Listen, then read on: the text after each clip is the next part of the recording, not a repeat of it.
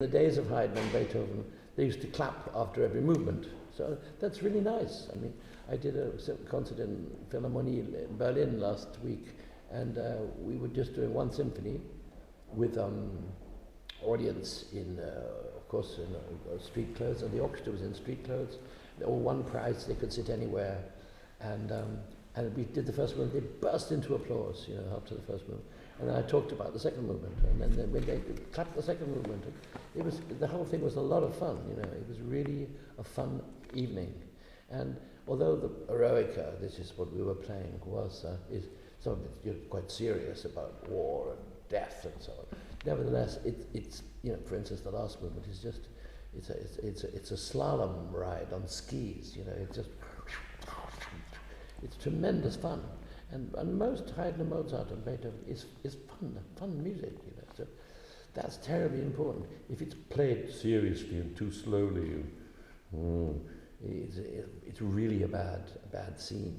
So most music, there's quite a lot of wit. There's wit in Bruckner, there's wit in Mahler. Unless you take it too slowly. You could make anything serious if you're German. You know, I think what you're saying about this concert, people sitting all over the place and mixing. I think these kind of things we really need in this world, because I'm not afraid of betraying classical music. We can do all sorts of things with this music. We can mix it with this. It can get super cheap. Who cares? A year after, it'll be forgotten.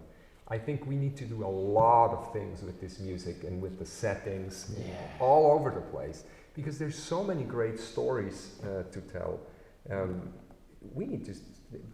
There is a lot of potential significance and relevance in this music for our world now. And we just need to find the interfaces where this is happening.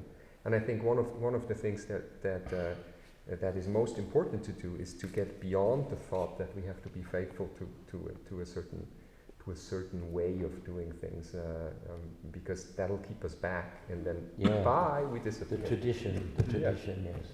Tradition ist Schnapperei.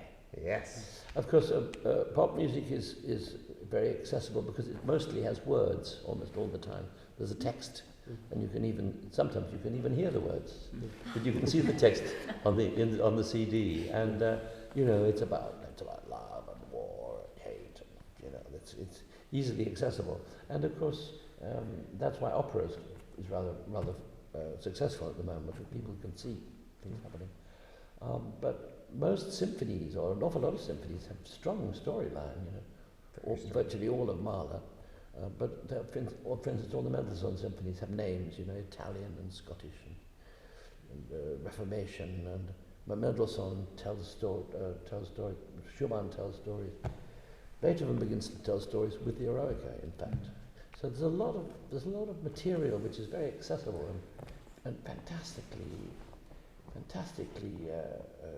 interesting for once you get it, once you think it's yours and not somebody else's, you know, with a black suit on, you know. I don't want people to get to know our classical music because it's good for them or because it's good for us. I want them to have it. I want them because it's so marvelous. We have such a fantastic time doing it, you know. I want to share it with people. That's what's.